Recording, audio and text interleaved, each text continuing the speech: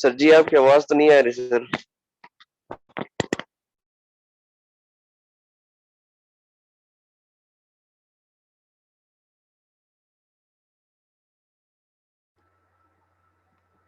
जी, तो हम डिस्कस कर लेते हैं कि using reference variables as parameters, यानी आपने यूजर डिफाइंड फंक्शन कॉल करना है और उसको आपने नॉर्मल वेरिएबल्स की वैल्यू जिस तरह पहले प्रोवाइड करते हैं उसे कहते हैं कॉल बाय वैल्यू, वो नहीं करना, बल्कि इस दफ़ा आपने उसे जो पैरामीटर वैल्यू प्रोवाइड करनी है वो फंक्शन कॉल करना है call by reference. A reference variable is a variable that references the memory location of another variable. Any change made to the reference variable is actually made to the one it references. Reference variables are sometimes used as function parameters. और जब ऐसा करेंगे तो हम उसे passed by reference कहेंगे। अगर हमने फंक्शन कॉल किया, उसे वैल्यू भेजी, लेकिन बतौर रेफरेंस वेरिएबल भेजी, तो ये कहलाएगा पास्ड बाय रेफरेंस। हमने पास कर दी एज ए रेफरेंस। अब फॉर एग्जांपल ये एक छोटा सा यूजर डिफाइंड फंक्शन है जिसका नाम है डबल नम, और उसमें करें क्या, हम वैल्यू को डबल कर देंगे, उसी वैल्यू को मल्टीप्लाई करेंगे 2 से और उसी को ये साइन कर देंगे, और इससे हम वापस फिलहाल बज़ाहिर कुछ नहीं कर रहे। इधर भी वाइड लिखा हुआ है, नीचे भी रिटर्न कुछ नहीं आ रहा, लेकिन कमाल देखिएगा ज़रा आगे चल के। अच्छा, ये क्या करता है, ये एक इंटीजर टाइप की वैल्यू लेगा, लेकिन जो वैल्यू आएगी वो एज ए रेफरेंस वेरिएबल आएगी, एंड रेफ वेर, उसका एड्रेस आएगा, ये उसमें एड्रेस रखेगा उसका। अच्छा, अब इस तरह से ये जो यू में place the space either before और आफ्टर द एम्परसेंट, जो एंड का साइन है, एम्परसेंट साइन है, इसको आप जो स्पेस रखनी है इससे पहले भी, यानी इंट एम्परसेंट रेफ वेर भी कह सकते हैं, या इंट परसेंट रेफ वेर, दोनों बातों का एक ही मतलब है इस केस में, जो भी कहें आप। The variable ref var is called a reference to an int, और इसकी वैल्यू किसी पॉइंटर को ही दी जा सकती है। खैर यहाँ पे लफ्ज हम इस मौके पे फिलहाल पॉइंटर का वर्ड यूज नहीं करना चाह रहे, हमें जरूरत नहीं है। तो अब ये 4 मुख्तलिफ बनाए गए हैं इसके स्टाइल। वाइड डबल नम, आप इंट आगे ऐसे कह दें, रेफ वेर एम परसेंट इंट के साथ लिख दें, या अकेला इंट एम परसेंट लिख दें, या इंट स्पेस भी ख़त्म कर दें एम परसेंट। ये चारों स्टाइल करेक्ट हैं प्रोटोटाइप के लिए। आपको याद होगा कि अगर मेन से पहले आपने फंक्शन नहीं बनाना, मेन फंक्शन के ख़त्म होने के बाद आपने अपना यूज़र डिफाइंड फंक्शन बनाना है, तो आपको मेन से पहले उसकी प्रोटोटाइप देनी पड़ती है। तो ये चारों लाइनों में से कोई सी भी लाइन ऊपर वाले फंक्शन के लिए, ये इस फंक्शन के लिए y double num int m percent ref var, उसके बाद नीचे ref var star equal to, double कर रहे हैं उसी वेरिएबल की वैल्यू को। तो ये यानी कि जो यूजर डिफाइंड फंक्शन है, ये अगर आपने मेन से बाद रखना है, मेन के ख़त्म होने के बाद अपनी फाइल में रखना है, तो आपको मेन से पहले इन चारों लाइनों में से कोई भी एक स्टाइल अख्तियार करके इस फंक्शन की प्रोटोटाइप देनी पड़ती है। ये हम पहले बात उस पर हो चुकी है। The ampersand must appear in both the prototype and the header of any function that uses a reference variable as parameter. It does not appear in the function call. ये फंक्शन कॉल में इस्तेमाल नहीं होगा। ये देखते हैं जी कैसे होगा सारा कुछ। ये एक छोटी सी एग्जांपल आ गई है, हमने वैल्यू नाम का इंटीजर वेरिएबल डिक्लेयर किया, उसको वैल्यू मिल गई 4। इन मेन वैल्यू इज कितनी है वो वैल्यू प्रिंट करवा लें लाइन नंबर 12 पे। फिर उसके बाद हमने क्या किया कि नाउ कॉलिंग द डबल नम, वैसे जुमला प्रिंट करवा दिया, स्क्रीन पे करवा देंगे कि कॉलिंग डबल नम। और उसके बाद ये देखें, डबल नम नाम का हमने फंक्शन कॉल किया, और उसके उसके पास जो हमने वेरिएबल प्रोवाइड कर रहे हैं वो कौन सा है, वैल्यू, यहाँ हमने रख दिया। तो बज़ाहिर यहाँ से लग रहा है कॉल बाय वैल्यू हो रहा है, लेकिन ये कॉल बाय वैल्यू नहीं, कॉल बाय रेफरेंस होगा। ये बात कैसे तय होगी कि जो डबल नम नाम का फंक्शन है वो किस स्टाइल का है। तो ऊपर जाके हमने देखा कि वो डबल नम तो असल में एक रेफरेंस वेरिएबल लिया करता है, उसने वो वैल्यू कैच की, वो जहां पड़ी हुई है उसका एड्रेस लिया, उसके एड्रेस के मुताबिक कह दिया कि उस एड्रेस पे जो पड़ा हुआ उसको डबल कर दो और खत्म। रिटर्न कुछ नहीं किया, वाइड रिटर्न कुछ नहीं किया, प्रिंट भी कुछ नहीं किया, लेकिन इसने वहां जाकर काम किया एक्चुअली, जहां ये वैल्यू पड़ी हुई थी तो उसने वहां जाकर चेंज कर दिया। ये फर्क समझे जरा। अगर ये कॉल बाय वैल्यू होता तो इसको जो वैल्यू मिलती है उससे अपने पास लोकल वेरिएबल में डबल करता। अब इसने जो यहाँ डबल किया है उस वैल्यू को, वैल्यू नाम के वेरिएबल की वैल्यू को डबल किया है, तो ये रेफ वेर के जरिए किया है, उसके एड्रेस जरिए से किया है। इसका मतलब वहां जाकर इसे चेंज कर दिया, कॉपी को चेंज नहीं किया, इसने एक्चुअल लोकेशन पर जाकर चेंज कर दिया। Now back in the main function, main वापस आए हैं। अब देखें, नोट करें, लाइन नंबर 14 पे एक फंक्शन कॉल हुआ जो कि वाइड, उसकी रिटर्न टाइप वाइड थी, वो कुछ भी रिटर्न नहीं करेगा। लेकिन लाइन नंबर 15 पे आकर दोबारा आपने वैल्यू की वैल्यू प्रिंट करवाई है वैल्यू लिखकर, तो लाइन नंबर 15 का रिस्पांस देखें तो ये दोबारा लिख दिया फंक्शन फैक्ट ऊपर से उठा के, यानी कि फाइल ने पेस्ट कर दिया हुआ है। पहले वैल्यू 4 थी, डबल कॉल किया, जब वैल्यू वापस आई उसे प्रिंट करा, अब वो 8 हो चुकी है। तो नोट करें, वहां से रिटर्न करवाने की जरूरत नहीं है।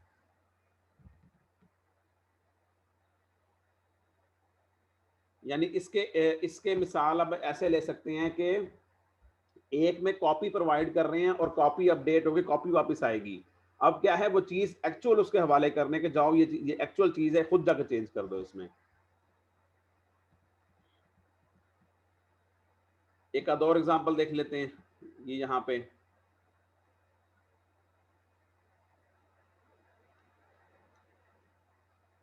फंक्शन प्रोटोटाइप,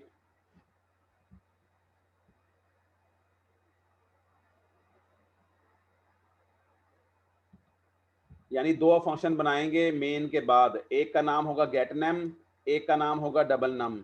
एक कुछ भी रिटर्न नहीं करेगा, एक इंटीजर रिटर्न करेगा। एक जो पहले वाला है लाइन नंबर 7 वाला, वो एक रेफरेंस वेरिएबल बतौर इनपुट लेगा, और डबल नम वाला नॉर्मल वेरिएबल बतौर इनपुट लेगा। ये आ गई फंक्शन की प्रोटोटाइप्स। अब आप देख सकते हैं कि लाइन नंबर 10 पे मेन फंक्शन स्टार्ट हो रहा है और लाइन नंबर 24 पे खत्म हो रहा है। उसके बाद ये लाइन नंबर 31 से 35 तक गेट नम वाला फंक्शन डिफाइन कर दिया है, और लाइन नंबर 42 से 45 तक डबल नम नाम का फंक्शन डिफाइन कर दिया है। दरमियान में ये स्लैश स्टार से शुरू करके स्टार स्लैश तक सारे कमेंट्स लिख दिए हैं, ताकि जो शख्स ये फाइल खोल के कोड पढ़े, यूजर नहीं, जो प्रोग्रामर खुद या कोई और प्रोग्रामर इस कोड को पढ़े जिस तरह आप पढ़ रहे हैं, तो आपको इसके मुख्तलिफ हिस्सों के बारे में अंदाजा हो जाए। तो आप नोट करें कि लाइन नंबर 1 पे, 2 पे, 6 पे, 14 पे, 17, 18 पे, फिर 21 पे, ये सारे कमेंट्स हैं। कमेंट लिखने के दो स्टाइल होते हैं, डबल स्लैश 2 बार लगा दें तो उसके बाद जो भी वो कमेंट शुमार होगा। इस तरह से स्लैश स्टार से लेकर काम शुरू हो जाता है, और 1 2 3 4 6 लाइन जितना भी करना हो, जहां तक स्टार स्लैश नहीं आ जाएगा तब तक हर चीज कमेंट होगी। तो लाइन नंबर 26 27 28 29 30 सारी कमेंट है। उसके बाद लाइन नंबर 37 38 39 40 47 सारी कमेंट है। अगर हम इसको कोड से निकाल भी दें तो कोड का बज़ाहिर वॉल्यूम छोटा हो जाएगा, लेकिन उसके मुख्तलिफ हिस्सों के बारे में जो आपने कोड पढ़ने वाले को बताना था वो बता नहीं पाएंगे। यूजर की बात नहीं हो रही, कोड पढ़ेगा जो प्रोग्रामर खुद या कोई और प्रोग्रामर। तो आप देखेंगे इससे फायदा क्या होता है, कम से कम जो कोई ना कोई नोट्स बने हों, कोई बुक्स बनी हो, तो उसमें फ़ायदा ये हो जाता है कि जो कोड पढ़ रहा है उसको कोड के मुख्तलिफ हिस्से समझ आ जाएंगे। शुरू में क्या लिखा हुआ है, this program uses two functions, एक वाइड फंक्शन है with a reference variable as a parameter, और दूसरा क्या है, अ वैल्यू रिटर्निंग फंक्शन। वो एज अ फंक्शन है, वो ऐसा फंक्शन है जो कि वैल्यू रिटर्न करेगा। तो हम देख सकते हैं ऐसा ही हो रहा है, गेट नम कुछ भी रिटर्न नहीं करता, लेकिन वो रेफरेंस वेरिएबल यूज करता है एज ए पैरामीटर, और जो डबल नाम का वेरिएबल है वो इंट एक वैल्यू रिसीव करता है और एक इंट वैल्यू रिटर्न करता है। ओके जी, हमने लाइन नंबर 12 पे एक वेरिएबल डिक्लेयर करवाया, उसका नाम है value. Call get num to get a number and store it in the value, ये हमने फंक्शन कॉल कर रहे हैं गेट नम नाम का, उसको हमने देखें वैल्यू भेजा। वैल्यू नाम का लेबल आइडेंटिफायर उसके हवाले किया गेट नम के। अब गेट नम करता क्या है, गेट नम पे आ जाए। गेट नम करेगा ये कि उसके पास जो चीज रिसीव होगी वो उसका एड्रेस निकाल लेगा। देखें, जो चीज रिसीव हुई उसका उसने एड्रेस निकाल लिया, ठीक है जी। अब करने का जा रहा है कि enter a number, cout screen पर नजर आएगा एंटर अ नंबर, और जो सी इन की जाएगी वैल्यू वो यूजर नम के एड्रेस में से, यानी यूजर नम जिसका एड्रेस है उसको दे देगा। बात समझे जरा, यहाँ पे वैल्यू किसे मिलेगी, यूजर नम जिसका एड्रेस है उस वेरिएबल को मिलेगी, और वो वैल्यू था ओरिजिनली वैल्यू नाम का वेरिएबल था मेन फंक्शन में, ये वैल्यू जाके उसे मिलेगी। यानी जब ये एंड यूजर नम कर दिया तो वहां जो वेरिएबल लिखा था समझे वहां तक डायरेक्ट एक्सेस मिल गई,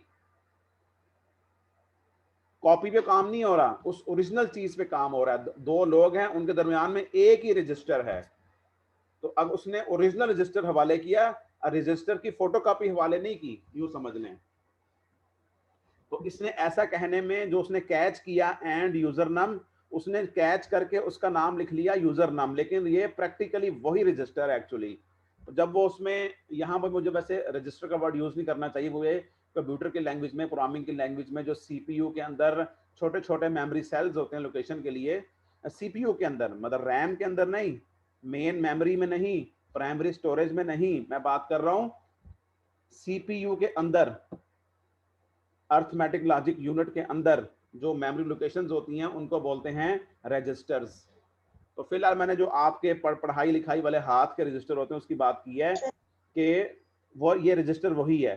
तो क्या करेगा कि एंटर अ नंबर वहां कर दो, वही रजिस्टर पहले वाला ओरिजिनल, तो उसका वो थी एक्चुअली वैल्यू, तो ये जो सी इन किया जाएगा ये उस वैल्यू नाम के वो चीज मिल जाएगी।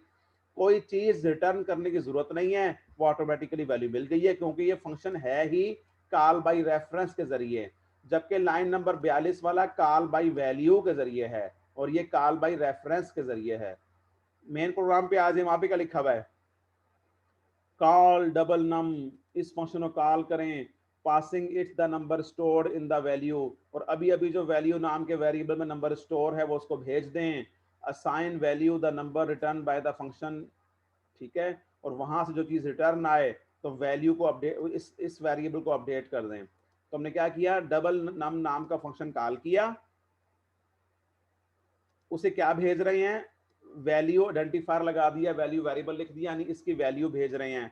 अच्छा, उसकी वैल्यू वहां पे कैसे कैच हो रही है, वो नॉर्मल अंदाज में एज ए कॉपी कैच हो रही है, उसकी फोटो कॉपी कैच हो रही है नंबर नाम के वेरिएबल में। और हमने क्या किया, नंबर नाम का वेरिएबल को हमने *2 किया, तो उससे क्या होगा एक्चुअली, वो उसकी वैल्यू डबल हो जाएगी, और जो डबल हुई है वही हमने रिटर्न कर दिया है, टाइप थी उसकी इंटीजर, तो यहाँ पे डबल होके आ जाएगी। तो अगर फॉर एग्जांपल यूजर ने पहली बार में 20 एंटर किया था यहाँ पे लाइन नंबर 34 की वजह से, तो यूजर नाम को 20 नहीं मिला, वो वैल्यू नाम के वेरिएबल को 20 मिल गया। अच्छा, जब हमने लाइन नंबर 19 में 20 वाली वैल्यू डबल नम को भेजी, उसने नंबर में कैच की, सॉरी ये नंबर में कैच की और नंबर की डबल की, और जो डबल की वही रिटर्न कर दी। तो यहाँ इस सारी जगह पे, ये यहाँ पे, ये इस जगह पे क्या आ गया, 40।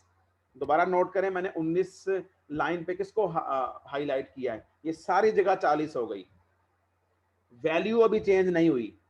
जरा बात को समझें, मैं अभी इक्वल के राइट साइड पे हूं, अभी सिर्फ इतना हुआ है कि यहां पर एक जवाब बन के आ चुका है, उसका नाम है 40, उसकी वैल्यू है वो उसकी मिकदार है 40, एक नंबर है 40, इंटीजर है 40। लेकिन इस मौके पे जो वैल्यू नाम का वेरिएबल है उसकी वैल्यू 20 की 20 ही है, 20 वाली कॉपी गई थी, कॉपी डबल हुई, डबल होकर वापस आई और एक वैल्यू 40 मिल गई है हमें। लेकिन जब हमने ये पूरी स्टेटमेंट एग्जीक्यूट की, ये दरमियान में ये वाला असाइनमेंट ऑपरेटर भी एग्जीक्यूट किया हमने, तो ये वैल्यू जा करके असाइन हो गई है वैल्यू नाम के वेरिएबल को, तो वो हो गया अब उसकी वैल्यू 40 हो जाएगी। जब लाइन नंबर 19 की मुकम्मल एग्जीक्यूशन हो जाएगी, कंप्लीट एग्जीक्यूशन हो जाएगी, तो उस मौके पे जाके ये वैल्यू नाम के वेरिएबल की वैल्यू 40 हो जाएगी।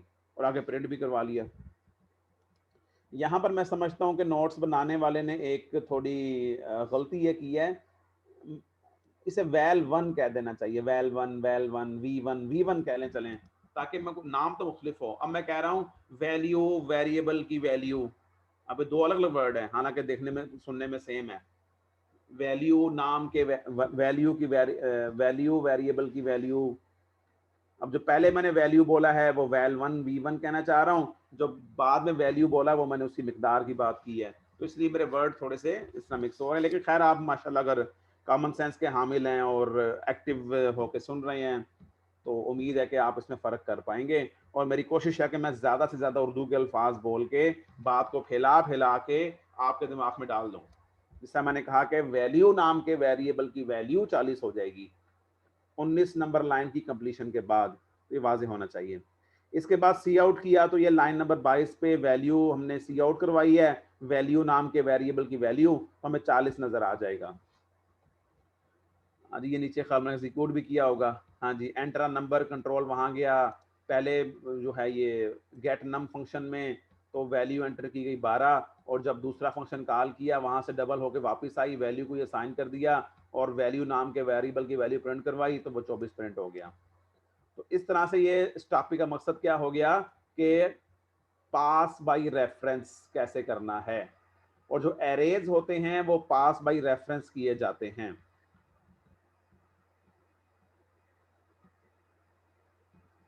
कोई छोटा सा क्वेश्चन पूछना चाहते पूछ सकते हैं।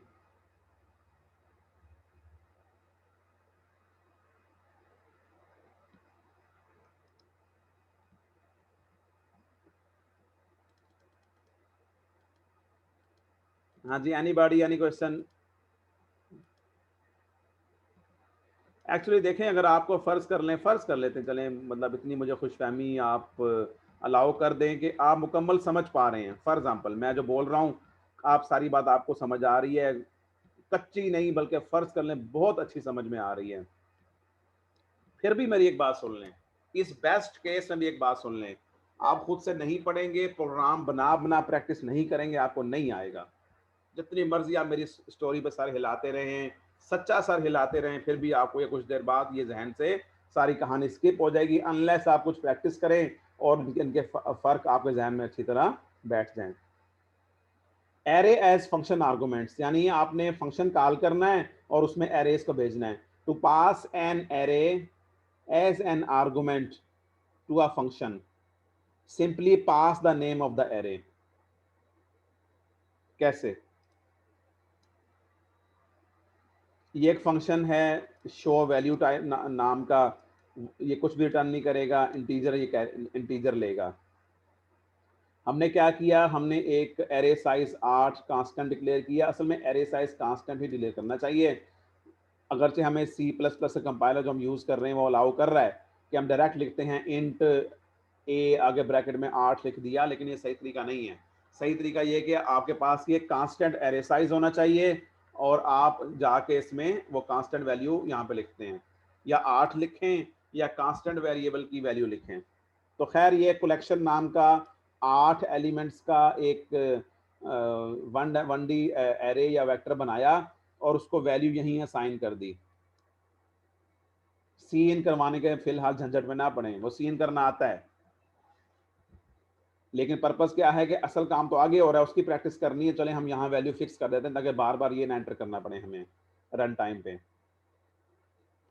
फॉर इंट इंडेक्स 0 से लेकर ये 7 तक मूव करेगा, क्योंकि एरे साइज की वैल्यू 8 है तो 7 तक मूव करेगा। इंडेक्स प्लस प्लस, खाली आप आई भी कह सकते हैं। अभी क्या कह रहे हैं, शो वैल्यू नाम का फंक्शन कॉल कर रहे हैं।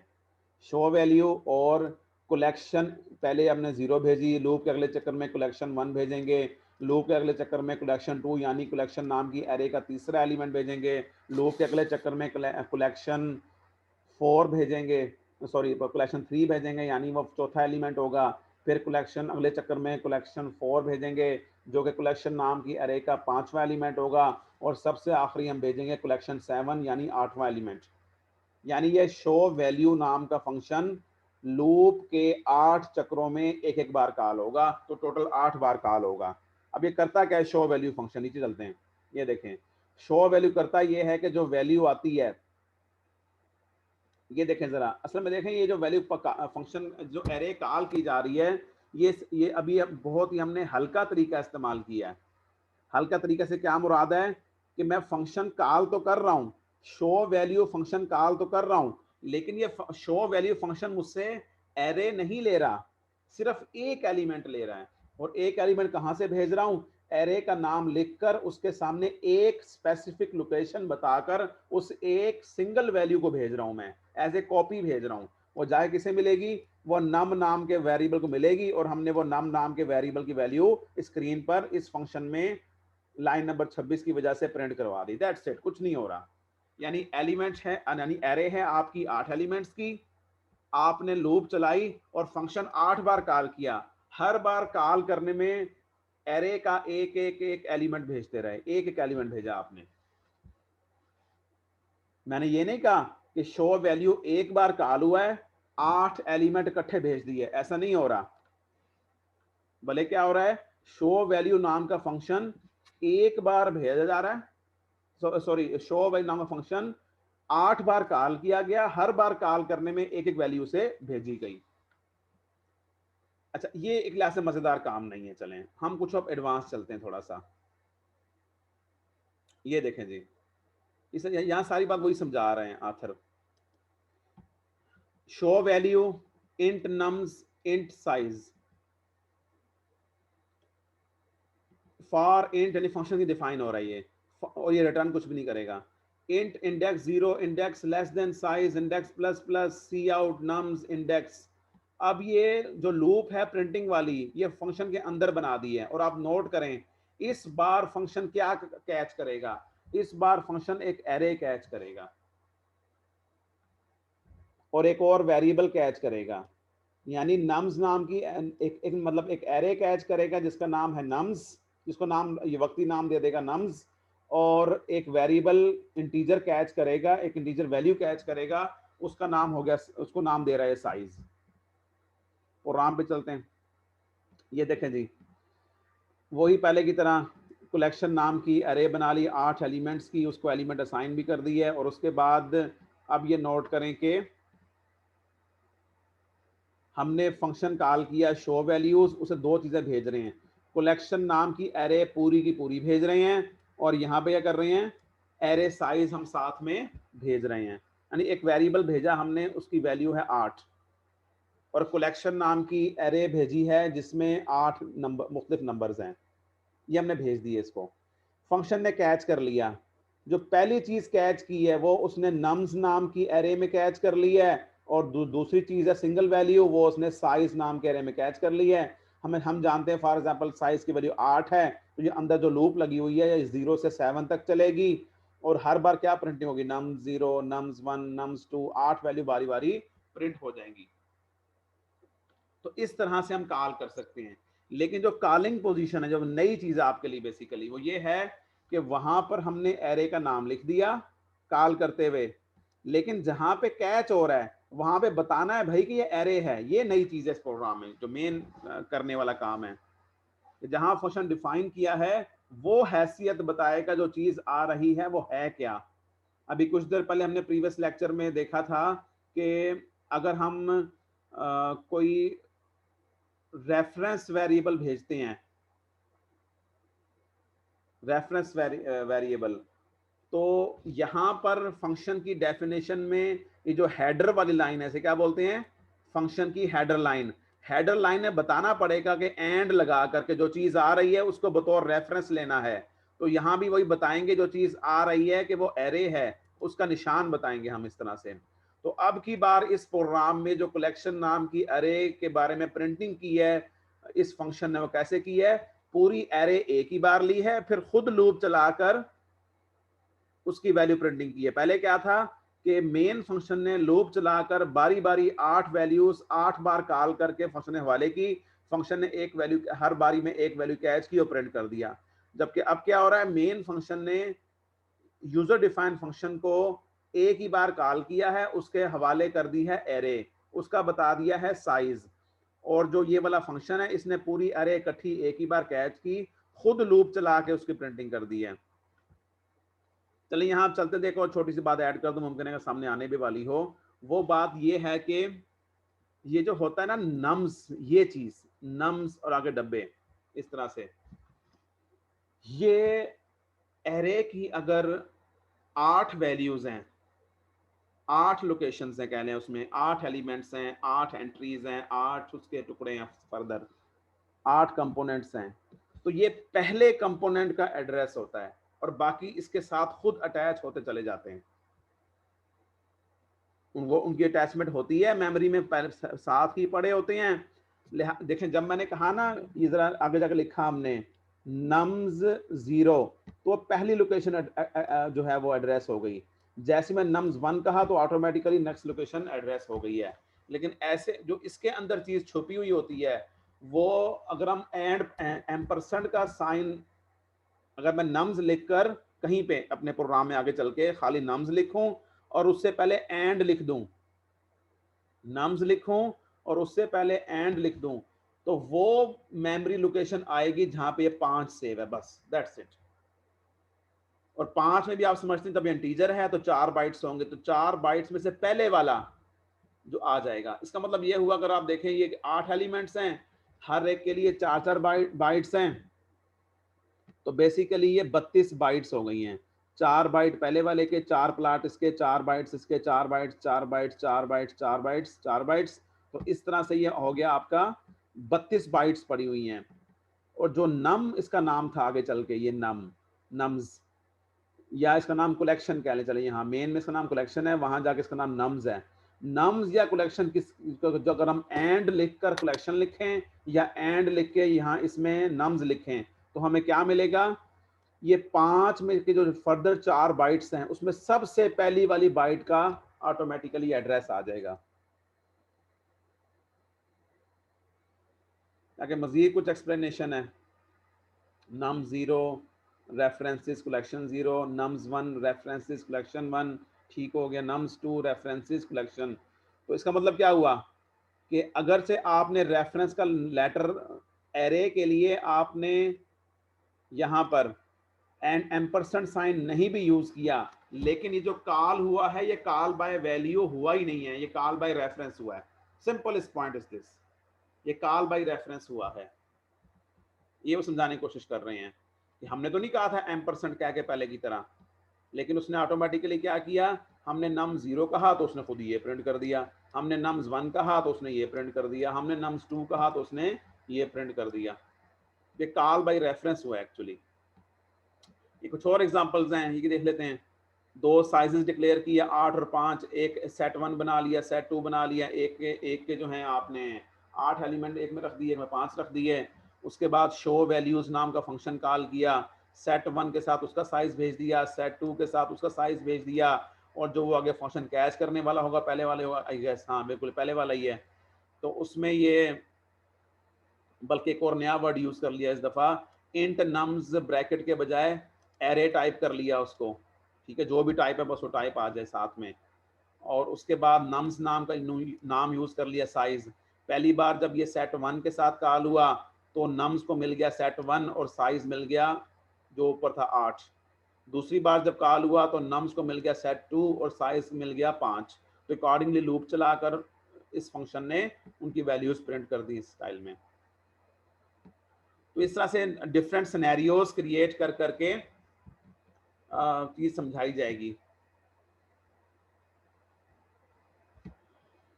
एक और कंसेप्ट है एलियस का। एलियस कहते हैं उर्फ को, असल नाम है अकरम, कहते हैं गुड्डू।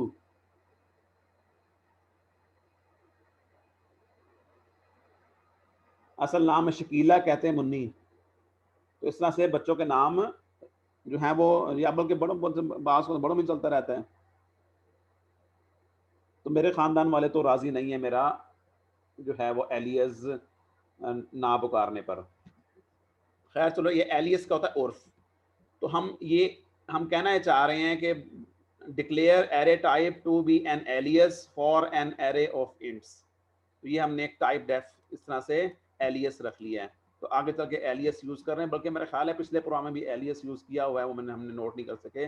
यस, ये जो यहाँ पे लिखा हुआ ना इधर, ये इंट नम्स आगे ब्रैकेट में लिखना था हमने, इंट नम्स आगे स्क्वायर ब्रैकेट्स आनी थी। उसकी जो हमने नई चीज डाल दी है हमने एरे टाइप नम्स, तो बेसिकली ये हमने ऊपर एलियस डिफाइन किया हुआ है कि जब भी कोई हमने एरे कैच करनी है उसकी टाइप इंटीजर होगी तो हम वहां पे ये एरे टाइप कह दिया करेंगे, इतनी बात कह दिया करेंगे, ठीक है। तो ये हमने एलियस यूज कर लिया तो लिखने में जरा आसानी आ जाएगी। अगर नहीं हम चाहते वो चीज तो हम कर सकते हैं यहाँ पे इंट नम्स आगे ब्रैकेट में आ जाएगा, वो भी करके देखा जा सकता है। तो इस तरह से ये प्रैक्टिसिंग के प्रोग्राम्स होते हैं। अगर आप प्रैक्टिसिंग करेंगे तो अच्छे से अच्छा गेन करेंगे, और गेन तभी करेंगे जब प्रैक्टिसिंग होगी, प्रैक्टिसिंग नहीं होगी तो गेन नहीं होगा। ये एक्सरसाइजेस में क्वेश्चन जो हैं ये कोई ऑब्वियसली समझ सकते हैं कि कोई मरीख के जो है वो कोई मखलूक आती हो वो करेगी, तो ऐसा नहीं है। इसी दुनिया पे कुर्रा अर्ज में यूनिवर्सिटियाँ भी हैं, यूनिवर्सिटीज़ में कोर्स ऑफर भी होता है C++ में या जैसे कोई प्रोग्रामिंग कोर्स, उसमें जो है ये स्टैंडर्ड की टेक्स्ट बुक्स फॉलो होती हैं, और उसके बाद बुक फॉलो होने के अलावा उसमें जो एक्सरसाइजेस दी जाती हैं, असाइनमेंट्स दी जाती हैं, वो किताब के अंदर ही मौजूद होती हैं, किताब से हट के भी दी जा सकती हैं और स्टूडेंट्स उन्हें करते हैं। ऐसा नहीं होता कि सेमेस्टर के तकरीबन आखिरी वीक के आखिरी हिस्से में प्रेजेंटेशन देने के लिए स्टूडेंट आए और वो कहे मुझसे 2 एरेज ऐड करवा लो, या वो कहे कि मुझसे जो है एक 2x2 के मैट्रिक्स का डिटर्मिनेंट ले लो, तो ये बात फिर गलत हो जाएगी। इसका मतलब है कि काम का जो है वो बहुत लोअर लेवल पे चल रहा है, जबकि चीज़ें अब काफ़ी एडवांस हो चुकी हैं। अच्छा देखें, अब ये 2 डायमेंशनल एरे भी पास की जा सकती है फंक्शन को, तो कैसे की गई है नोट करें ये चीज़, ये स्टाइल, ये स्टाइल।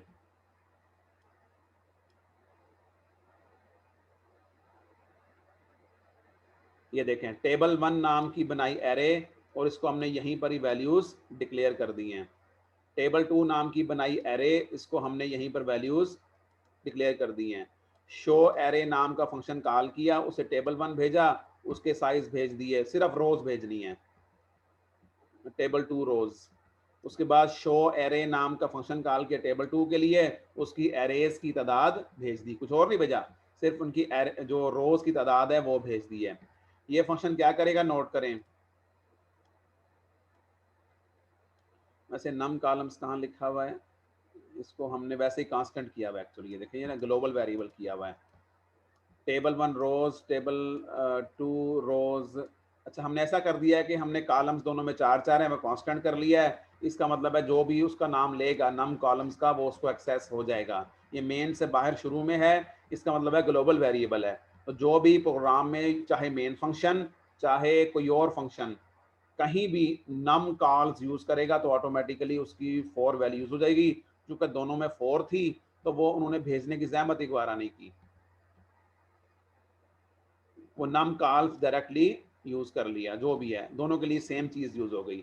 लेकिन पहले वाली चीज बदली जाएगी, जब ये बदली जाएगी तो उन्होंने क्या किया, दोनों के लिए अलग अलग, जब पहला कॉल किया तो उसके लिए उसकी रोज के बारे में बताया फंक्शन में, और जो दूसरा कॉल किया उसकी रोज के बारे में बताया। तो अब आप देख सकते हैं इस तरह से वो नम रोज में कैच किया और लूप चलाई है नंबर ऑफ रोज के लिए, जो आउटर लूप है नेस्टेड लूप में से वो चलाई है नम रोज तक, और जो अंदर वाली है वो नम कॉल्स तक चलाई है। तो इस तरह से इनकी प्रिंटिंग कर ली है। ये सेट डब्ल्यू ये एक इंडिकेटर होता है सी आउट को। सेट इसका मतलब होता है सेट विड्थ, विड्थ सेट करें, जो आगे नंबर प्रिंट होने वाला है। फॉर एग्जाम्पल वो 45 प्रिंट होना है तो उसके लिए कितनी जगह रखी जाए। 5 का मतलब है 1 2 3 4 5, आउटपुट स्क्रीन के ऊपर 5 कैरेक्टर्स की जगह रखी जाए और उसमें नंबर प्रिंट किया जाए।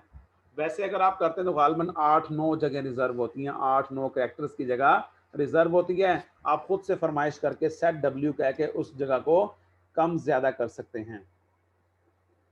इन्होंने कम इसलिए की है, अगर ये कम ना करते तो 1 यहाँ लिखा होता 1, फिर कहीं 2 आता, फिर कहीं 3 आता, फिर कहीं आगे चल के लाइन काफी दूर जाके 4 आता, 5 6 7 काफी लंबूतरा सा हो जाता। तो उसे पता है मेरे नंबर छोटे हैं जो मैंने एग्जाम्पल में लेने हैं, तो सेट वैल्यू 5 कर दिया। इस तरह से आपको मैट्रिक्स की लुक नजर आना शुरू हो गई है। ये वैल्यूज जो है वो 1 के बाद 2 करीब है, फिर 2 के बाद 3 कुछ ही फासले पर है, 4 कुछ ही फासले पर है, वरना ये 1 2 3 4 इनका भाई फासला काफी ज्यादा होता। तो वो फासला कम किया है एक्चुअली सेट W 5 करके। ठीक है जी, नाजुक अच्छा ये मैट्रिक्स जो है मेमोरी में स्टोर कैसे होता है, आखिरी कंक्लूडिंग पॉइंट इस लेक्चर का, बहुत ही इंपॉर्टेंट। ये वैसे 2D एरेज से मुतालिक पहले बात हो चुकी है कि 2 डायमेंशनल एरेज वो रो वाइज सेव होती हैं, पहले एक रो के एलिमेंट सेव होते हैं, फिर दूसरे के, फिर तीसरे के, इस तरह से वो बिल्कुल होते भी साथ जुड़े हुए सेव हैं, कंटिग्यूअस होते हैं। ये पहले बात उस लेक्चर में हो चुकी है।